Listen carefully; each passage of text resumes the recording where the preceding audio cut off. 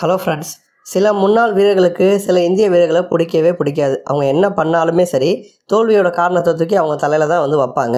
அந்த மாதிரி ஜடேஜா நல்லா தான்ப்பா ஆடினார், நல்லா போராடினார், அதெல்லாம் டவுட்டே கிடையாது அப்படின்னு சொன்னாலுமே கூட மஞ்சரேகர் ஒரு எக்கு வச்சு பேசுகிற மாதிரி தான் ஜடேஜா தலையில் தூக்கி தோல்வியை வச்சுருக்காரு. அவர் என்ன சொன்னார் ஜடேஜாவை பற்றி அப்படிங்கிறத பற்றி தான் டீட்டெயிலாக நம்ம பார்க்க போகிறோம். இந்திய அணி இங்கிலாந்து நாட்டுக்கு சுற்றுப்பயணம் போயிட்டு 3 டெஸ்ட்டில் ஆடி இருக்காங்க. இதில் 2-1 அப்படிங்கிற கணக்கில் இங்கிலாந்து லீடில் இருக்காங்க. இந்தியா 2வது டெஸ்ட் மேட்ச்சில் மட்டும் 336 ரன்கள் வித்தியாசத்தில் அபாரமாக ஜெயிச்சிருக்காங்க. ஆனால் 3வது டெஸ்ட் அப்படிங்கிறது இந்தியா ஜெயிக்க வேண்டிய ஒரு போட்டி தான். அதில் சொதப்பல ஆடி இருக்காங்க அப்படின்னு தான் சொல்லணும். இந்த 3வது டெஸ்ட் மேட்ச்சில் ஃபர்ஸ்ட் இன்னிங்ஸில் இங்கிலாந்து 387 ரன்கள் சேர்த்துருப்பாங்க. இங்கிலாந்து சைட்லேருந்து பார்க்குறப்ப பேட்டிங்கில் ரூட் செஞ்சுரி போட்டிருப்பாரு. அதே மாதிரி நமக்கு Jamie Smith 51 run, Brydon Carse 56 run. அப்போ ஒரு செஞ்சுரி 2 ஹாஃப் செஞ்சுரி அடிச்சிருப்பாங்க. நம்ம பிளேயர்ஸும் சும்மா சொல்லக்கூடாது. ஏன்னா நம்ம இந்திய அணியுமே ஃபர்ஸ்ட் இன்னிங்ஸில் 387 ரன்கள் சேர்த்திருப்பாங்க. இந்திய அணியில் ராகுல் செஞ்சுரி அடிச்சிருப்பாரு. விக்கெட் கீப்பர் பேட்டரான ரிஷப் பண்ட் 74 அடிச்சிருப்பாரு. ரவீந்திர ஜடேஜா 72 ரன் அடிச்சிருப்பாரு. அப்போ அவங்களுக்கு ஈக்குவலாக நம்மளுமே நல்லா பர்ஃபார்ம் பண்ணிட்டோம்.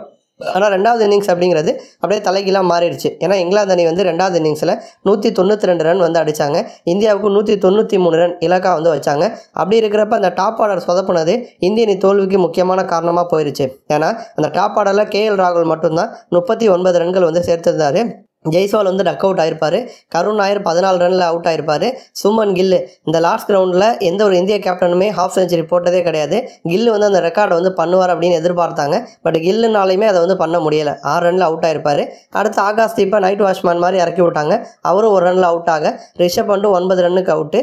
வாஷிங்டன் சுந்தர் பெரிய எதிர்பார்ப்புக்கு மத்தியில் டீம் அடுத்த கட்டத்துக்கு கொண்டு போகணுங்கிற மாதிரி கண்டிஷனில் தான் உள்ளே போனார். ஆனால் அவர் டக் அவுட் ஆயிருப்பார். அந்த மாதிரி ஒரு சூழலில் ரவீந்திர ஜடேஜா மட்டும்தான் டீமை பொறுப்பாக நிதானமாக ஆடி அடுத்த கட்டத்துக்கு கொண்டு போயிருப்பார். இப்போ மஞ்சரேகர் என்ன சொல்கிறாருன்னா, ஜடேஜா தடுப்பாட்டத்தில் ஈடுபட்டார் அப்படிங்கிறது உண்மை தான். அவர் போராடினார் அப்படிங்கிறதெல்லாம் நான் ஒத்துக்கிறேன். ஆனால் முன்னாடி இருந்த ஜடேஜாவுக்கும் இப்போ இருக்க ஜடேஜாவுக்கும் என்ன வித்தியாசம்னா, டீமை ஜெயிக்க வைக்கணுங்கிற எண்ணம் அவருக்கு கொஞ்சம் கூட இல்லை. ஏன்னா சில நேரங்களில் நம்ம ரிஸ்க் எடுத்து ஆடணும். அதை ஜடேஜா பண்ணலை. சும்மா கட்டையை போட்டுட்ருக்காரு. இந்த தடுப்பாட்டத்தை அவர் என்ன ஏன் நம்புகிறாரு அப்படிங்கிறது எனக்கு புரியலை.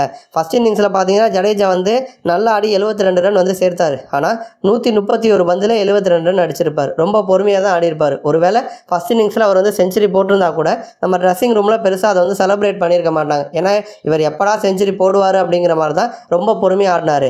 அதே மாதிரி 2வது இன்னிங்ஸ்லையுமே இவர் இந்திய தரப்பில் எடுத்துக்கிட்டோன்னா 61 ரன் இவர் தான் அதிகமான ரன்னு.